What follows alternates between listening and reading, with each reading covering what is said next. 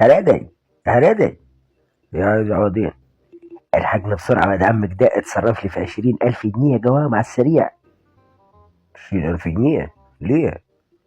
أصل صابر عايز يبيع الجرار ودي فرصة، وأنا الفلوس اللي معاي ما تكملش، يعني معاي 30 ومحتاج ضروري ال20 عشان اشتري الجرار قبل ما الواد هراس يجي ياخده مني. وأنا أجيب لك منين 20,000 يعني؟ معيش عشرينات أنا. يا بوي بقول لك الجرار هيروح مني، دي فرصة، فين دلوقتي الجرار بربع مليون يا بوي عشان اشتريه؟ يا بقول لك ما معيش، انت ما بتفهمش يا اجيب لك منين انا؟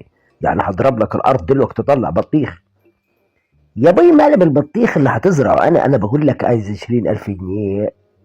يا دم يعني هضرب لك الارض تطلع بطيخ؟ يعني موضوع مستحيل يعني امر مستحيل صعب ان هو يحصل يعني. ايوه طب وايه دخل البطيخ بالموضوع يعني؟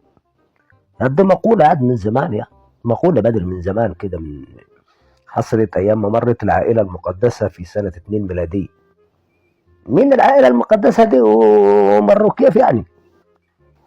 يا تبص، العائلة المقدسة دي كانت السيدة مريم عليها السلام، والسيد المسيح كان لسه طفل صغير، ويوسف النجار، وكانوا قادمين جايين من فلسطين يعني. تمام، وفروا هاربين من مين؟ من جنود الملك هيرودس. ده كانوا بيتعقبوهم عشان يقتلوهم ويفتكوا بيهم. يعني هربوا من فلسطين وجايين هنا مصر يعني؟ ايوه، هربوا من فلسطين وجايين مصر. هم جايين في الطريق مروا على مكان اسمه الغربوية. غربوية؟ ايوه، قاعد حتى المكان ده موجود لغاية دلوقتي، قاعد في الأزبكية، قاعد في مصر، وفي كنيسة هناك مبنية، موجود لغاية دلوقتي. هي عارف الأزبكية ده أنا؟ في كنيسة هناك يعني، في كنيسة وقدامها بئر أو بير يعني. دي المكان ده كان موجود فيه حقل لأحد الفلاحين يعني. فهم وجايين في الطريق وقعدوا عند الحقل او المكان ده الغربويه دي عشان يستريحوا شويه، وطلبوا من الفلاح ده ان هو يسقيهم، يعني عايزين شويه ميه كده. فجاء الراجل وسقاهم من البئر الموجوده هناك دي. والسيده مريم قالت له انت بتزرع ايه؟ قال له انا بزرع في الارض بتاعتي بطيخ. قالت له طيب خد بذور البطيخ وازرعها، والصبح ان شاء الله هتلاقي البطيخ طلع. تمام.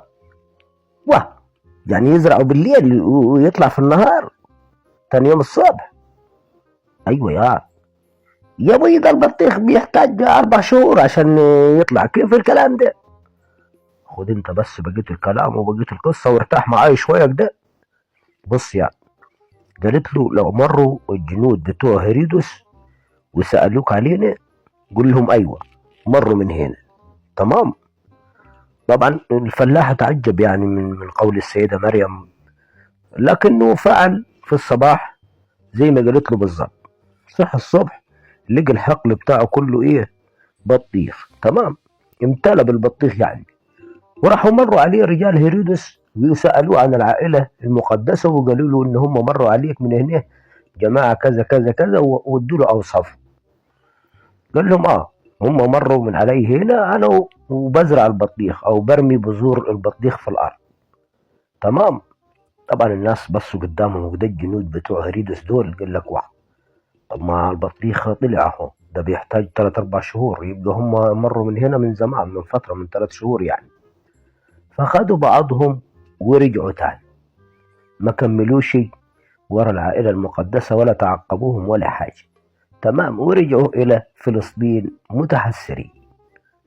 واه واه واه، دي معجزة على قد اللي حصلت دي. أيوة معجزة. طيب وبعدين؟ ما هياد من يوم هياد المصريين لما يكون في حاجة مستحيلة أو صعبة تحصل يعني، والتاني بيقول له اعمل لي كذا سوي لي كذا، بيقول لي يعني وانا اعملها لك ازاي دي؟ يعني انا هضرب لك الارض تطلع بطيخ؟ ايوه يعني انت دلوقتي عايز تتهرب من 20,000 جنيه صح؟ جد بقول لك اجيب منين يعني؟ موضوعك مستحيل، موضوعك صعب. بقول لك انا هضرب الارض تطلع بطيخ؟ انت محتاج معجزه، امشات غرب بلا جرارات بلا عربيات. واه، طب والله العظيم انا هروح لجابر، على الاقل جابر احسن منك وهيعرف يتصرف لي وهيضرب الارض برضه تطلع بطيخ. مش هتغور، مش غور يا انت وجابر، واحسن اديك بطيخه في وشك، امشي غور يا خلقي هو لما السعيد ضروري.